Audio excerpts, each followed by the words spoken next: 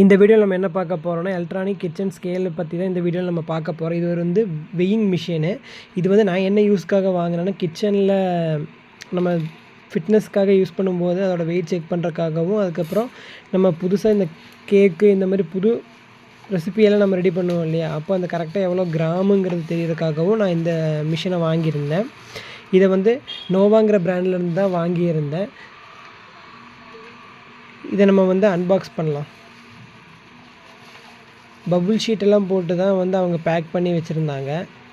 இது ஃபஸ்ட்டு நம்ம ஃபுல்லாக வந்து செட் பண்ணிவிட்டு கரெக்டாக ஒர்க் ஆகுதாங்கிறது நம்ம செக் பண்ணுவோம். இதே மாதிரி சிமிலர் ப்ராடக்டோட லிங்க் வந்து நான் கீழே டிஸ்கிரிப்ஷனில் கொடுத்துருக்கேன். வேணுங்கிறவங்க வந்து வாங்கிக்கோங்க. ஃபஸ்ட் இதில் வந்து பேக் சைடில் பேட்ரி 2 அவங்களே கொடுத்துருந்தாங்க. அது வந்து நம்ம பேக்கில் ஃபிட் பண்ணுவோம். ஓப்பன் பண்ணிவிட்டு 2 பேட்ரி அதில் நம்ம ஃபிட் பண்ணிக்கலாம். பண்ணிவிட்டு அதுக்கப்புறம் வந்து பார்த்திங்கன்னா க்ளோஸ் பண்ணிடலாம். இப்போ நம்ம இதில் வந்து வெயிட் போட்டு நம்ம செக் பண்ணி பார்ப்போம், கரெக்டாக இருக்குதா இல்லையாங்கிறத வந்து. ஃபஸ்ட்டு அந்த ஆன் ஆஃப் பட்டன் இருக்கு இல்லையா, அதை ப்ரெஸ் பண்ணிக்குவோம். ப்ரெஸ் பண்ண உடனே ஆன் ஆயிரும்.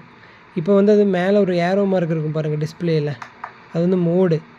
கீழே வந்தால் QZ, மேலே வந்து மாற்றினோம்னா கிராம்ஸு.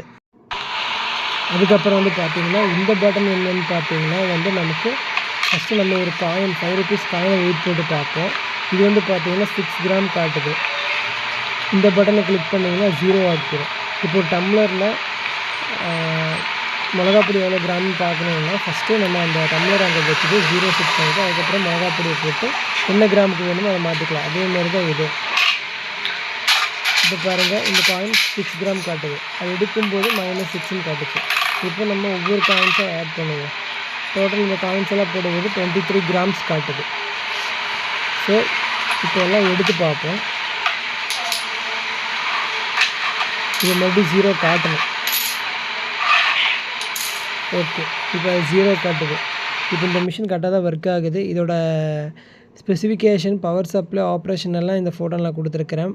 வேணுங்கிறவங்க இதை பார்த்து செக் பண்ணிக்கோங்க. இதுதான் அதோட ஃப்ரண்ட் சைட் மோட்.